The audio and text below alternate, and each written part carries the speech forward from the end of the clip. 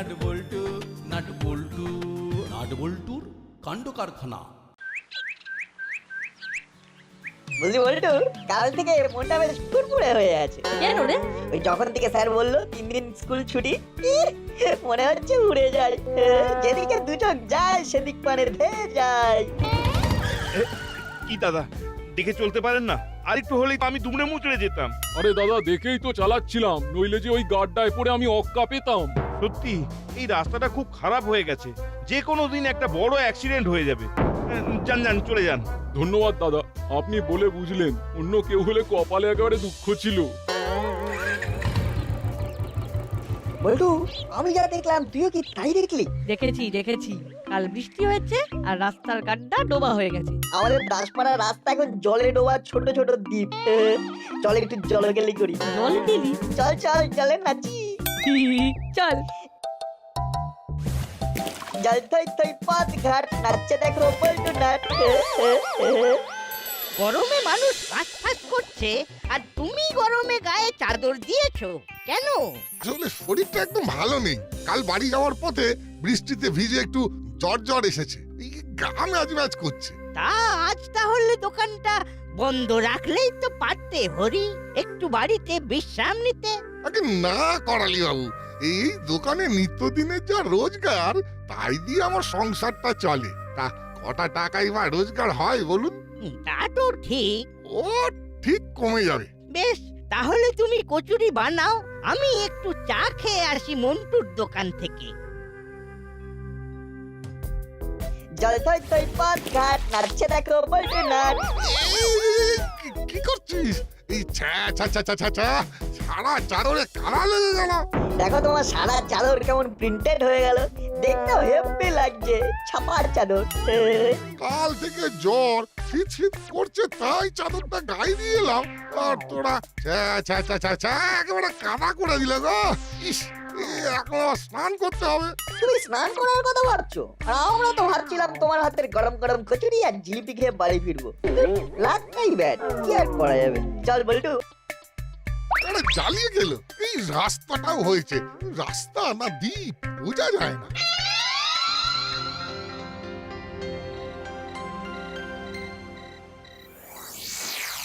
কি ব্যাপার, জোর তলব কেন বস? শোন, আমাদের বস জেলে, কিন্তু এদিকে কিছু নকল নোট এসেছে, সেটা বাজারে ছেয়ে ফেলতে হবে। নকল নোট? হ্যাঁ, নকল জনগণের, আসল আমাদের। লাভই লাভ। এই যে আরো আসবে। নকল নোট দিলে লোকে ধরে ফেলবে না? আরে না না, আমি তো কদিন জাল নোট দিয়ে জিনিস কিনেছি। কিছু দোকান আছে তারা অনলাইনে নেয় না। এই নে, এটা হলো তার লিস্ট, একদম সার্ভে করে তুলে আনা। বাহ, এ তো ফাটাফাটি। আর শোন, মাছের দোকান মাংসের দোকানে গিয়ে এইসব বড় বড় জাল নোট দিয়ে মাছ মাংস কিনবি, ওরা ভাঙিয়ে দেবে। ব্যাস, তাহলেই কেল্লা ফতে। বস ফাটাফাটি ভেবেছো। উফ, তারপর জমিয়ে মাছ মাংস খাবো, দুগুণ লাভ। তাহলে যা, কাজে লেগে যা। একদম।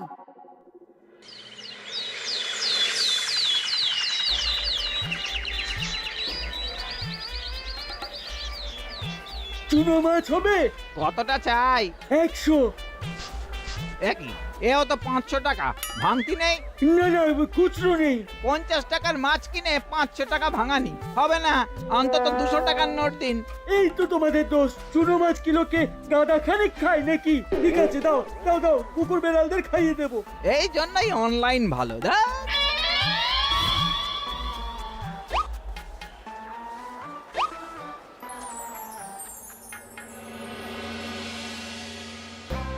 সব চাই লয়।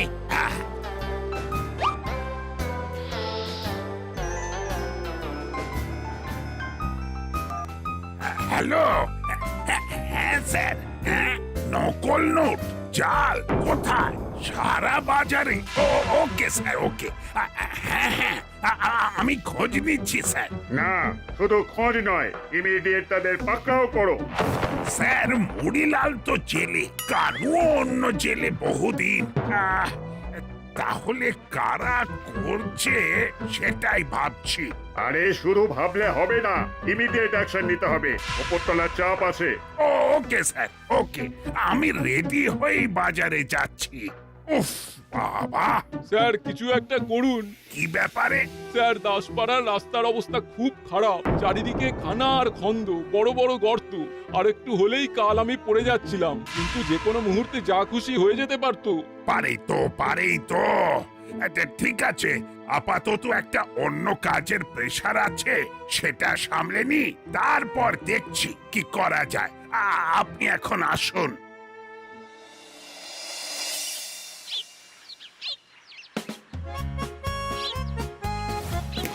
ও করেল দাদু, এসো একটু ছপ করি। আমার বয়স তো তোদের বয়সের সমান। একটু ছপ করি, সারাক্ষণ বদমাইশি। হ্যাঁ রে, তোদের স্কুল নেই? ছুটি ছুটি, গরম গরম রুটি। যা বাড়ি গিয়ে পড়তে বস। এই কি করছিস তোরা? ভাগ এখান থেকে। আর রাস্তাটারও অবস্থা খুব খারাপ, এত গর্ত হয়েছে, একটু বৃষ্টি হলেই জল জমে যায়, বিরক্তিকর। হ্যাঁ, বড় বাবুকে বলে কিছু একটা ব্যবস্থা নিতে হবে। আরে কোথায় যাচ্ছেন? বাজারে। চলুন চলুন, আমিও যাচ্ছি।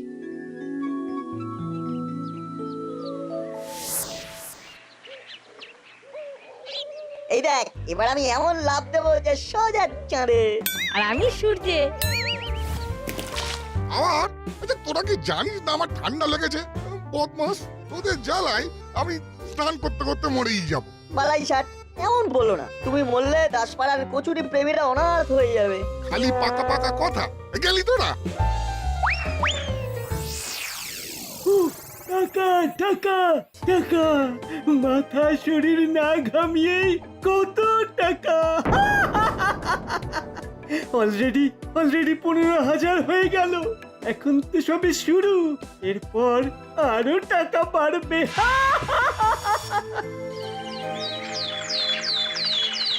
রজনীবাবু আছেন নাকি? আরে কর্মকর্তা মশাই, এত সকালে? হরির শরীর খুব খারাপ, বেধড়ক জ্বর।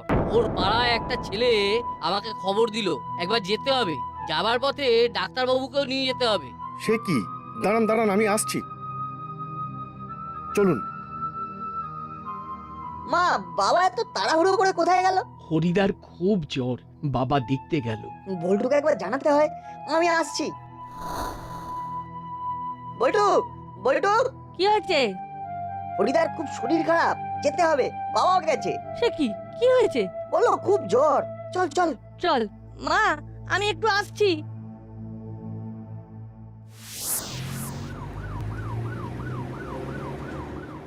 দেখেছিস, অ্যাম্বুলেন্সও যেতে পারছে না।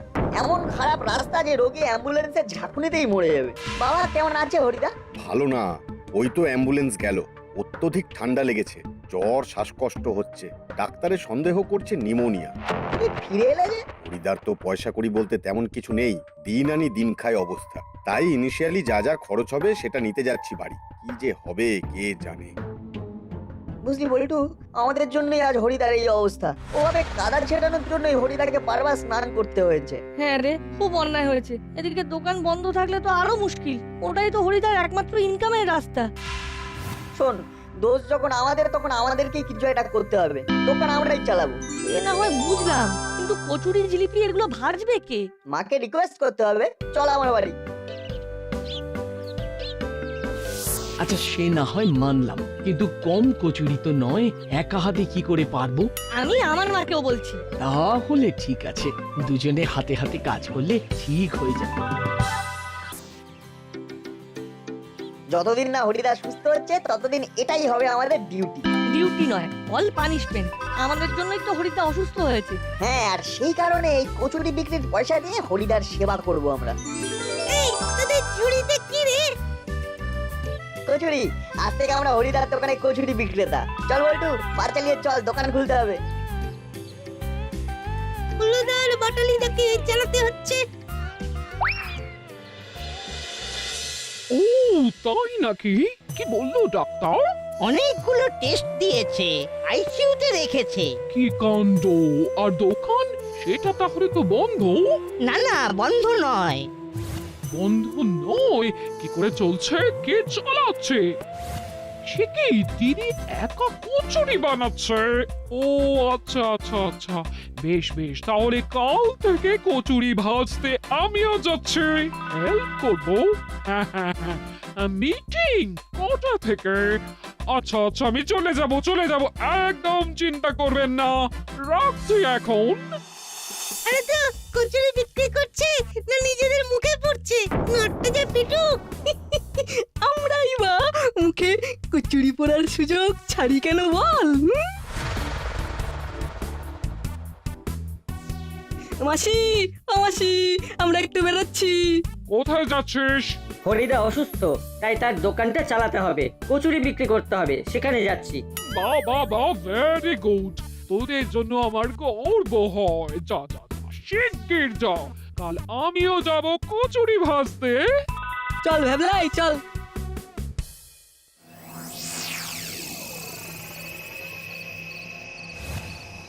পুরো জাল তো, মালামাল হয়ে যাব, তারপর বড় লয়ার দিয়ে বস তোমায় ছাড়িয়ে আনবো। হ্যাঁ করালি দাদু বলো। ভেবে দেখলাম হরিকে নিয়ে মিটিং যখন, তখন হরির দোকানের কচুরি আর জিলিপি দিয়েই শুরু হোক। 20টা কচুরি আর 10টা জিলিপি পাঠাতে পারবি তো? হ্যাঁ দাদু পাঠিয়ে দেবো, চিন্তা করো না। বল্টু, দাদু বাড়িতে কচুরি চাইলো, দেবো বলেছি, কিন্তু দোকান ফেলে কি করে যাই? আমরাও এসে গেছি, আর কোনো চিন্তা নেই। এত বড় একটা কাজ করছিস তোরা, যে শুনে আর ঘরে বসে থাকতে পারলাম না রে। আর দাদা হিসেবে ভাইদের পাশে দাঁড়াবো না? মনে হলো তোদের সাথে দোকানে নামা আমাদের কর্তব্য। বাহ বাহ, একদম ঠিক সময় এসে পড়েছো তোমরা। বলছি করালি দাদুর বাড়ি একটু কচুরি জিলিপি পৌঁছে দেবে? আরে দেবো না মানে? নিশ্চিত দেবো, দে দে। দাদুর কাছ থেকে 150 টাকা আনবে, কেমন? ওকে। জিপটা টস টস করছে, তবে প্রতি ট্রিপে একটা করে খেলে কেউ ধরতে পারবে না। কি দাদা, হবে নাকি? দিদি দিদি দিদি তাড়াতাড়ি কর। আমাকে দেবে না? বেশি খেলে বুঝতে পেরে যাবে না। পরের ডেলিভারিতে তুই আর দাদা, আমি খাবো না। এইভাবে সার্কেল চলবে। ডান ডান। আজকের এই জরুরি মিটিং হলো হরিকে নিয়ে। তার চিকিৎসায় প্রচুর খরচ। আমরা কে কতটা কিভাবে সাহায্য করতে পারি সেটাই আলোচ্য বিষয়। বড়বাবু এলেন না? না, বড়বাবু কি একটা জাল টাকা নিয়ে খুব ফেঁসে আছেন। বলেছেন আমরা ডিসিশন যেটাই নিই না কেন সেটা যেন ওনাকে জানিয়ে দিই। ওনার সবকিছুতেই সম্মতি আছে। দাদু, কচুরি জিলিপি। তোরা ওরা তো হরির দোকানটা যাতে চলে সেই জন্যই কাজ করছে। বাবা বাবা, তোদের জন্য গর্বে আমার বুক ফুলে উঠছে। পয়সাটা? হ্যাঁ হ্যাঁ হ্যাঁ, এই নে 130 টাকা। বাকি টাকা আমি কাল দোকানে গিয়ে দিয়ে আসবো।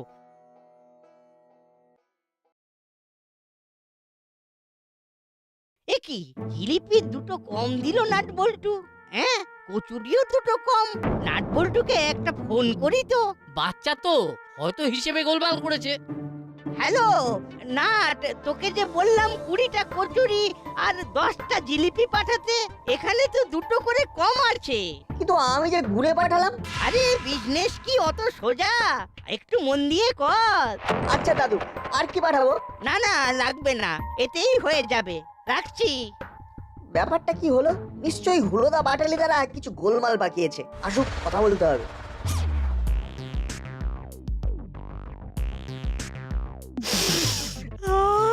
কি গন্ধ, কি গন্ধ! মন্টু দা স্পেশাল কফি বানাচ্ছে, এই খাবি? হ্যাঁ, খেতেই পারি, চল। পয়সা কোথায় পাবে? আছে তো, নাটকে বলে দেবো করালি দাদু কম দিয়েছে, চল। মন্টু দা 3 কাপ স্পেশাল কফি। আমাকেও একটা স্পেশাল কফি।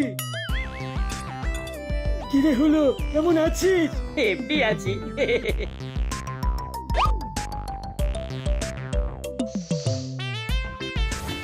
চলি মন্টু, টাকা কাল পাবি।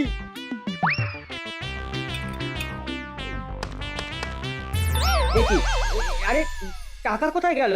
কি সর্বনাশ, রাস্তায় পড়ে গেল। পড়ে গেলে তো দেখতে দেখতেই পেতাম, আমি তো তোমার পেছন পেছনেই আসছিলাম।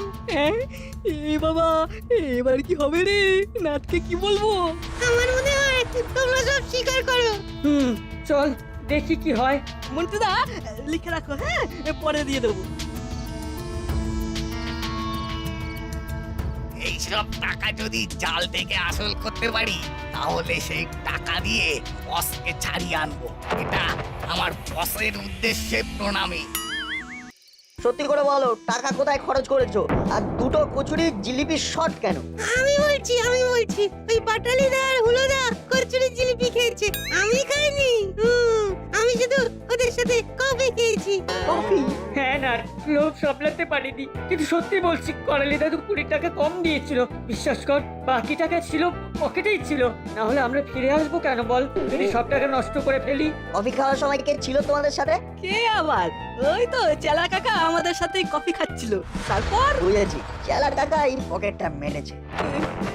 ইয়ে বলছি, ক্ষমা করে দে ভাই নাট, অন্যায় হয়ে গেছে আমাদের, এমন আর হবে না। ক্ষমা করতে পারি যদি সৎ হয়ে দোকানে বসো। বসবো। হ্যাঁ বুঝবো, তোরা যা বলবি তাই করব। বেশ, তাহলে তোমরা দোকান সামলাও, আমরা আসছি। চল বল্টু, চেলাগারকে ধরতে হবে।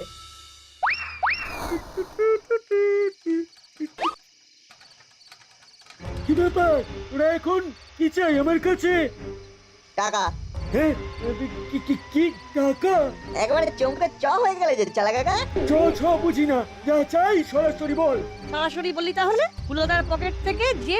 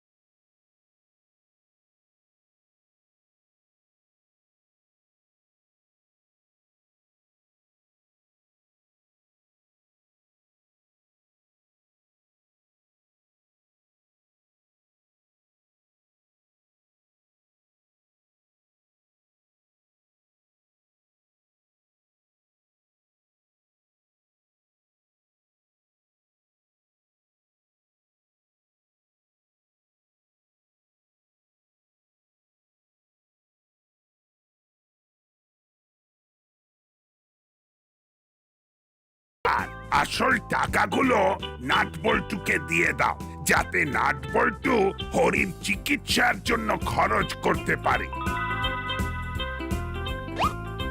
কিন্তু আমরা তো টাকা পয়সা সব দিয়ে দিলাম।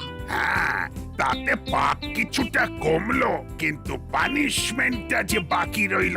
চলো চলো বাবা, আদর যত্নের কোনো ত্রুটি হবে না। চলো। এত কাণ্ড হলো শুধুমাত্র ওই ক্ষত বিক্ষত রাস্তার জন্য। তাই যতক্ষণ না রাস্তা ঠিক হবে আমরা জলগ্রহণ করব না, এই আমাদের প্রতিজ্ঞা। হ্যাঁ,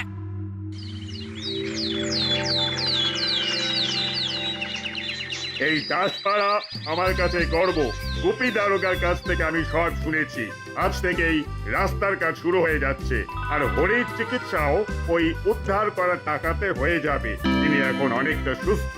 তাই নাটবল্টু, ফুলো, বাটালি, চিমটি, ভ্যাবলাই, তোমাদের জন্য আমি মিষ্টি আর আইসক্রিম আর ফল এনেছি। এই দিয়ে তোমরা তোমাদের অনশন ভাঙো। কি ভাঙবে তো সবাই? কিরে ভাঙবো? নিশ্চয়ই। ভাঙবো, ভাঙবো। চলো তাহলে থানায় বসেই খাওয়া যাক। নাট বল্টু নাট বল্টু নাট বল্টুর কাণ্ড কারখানা।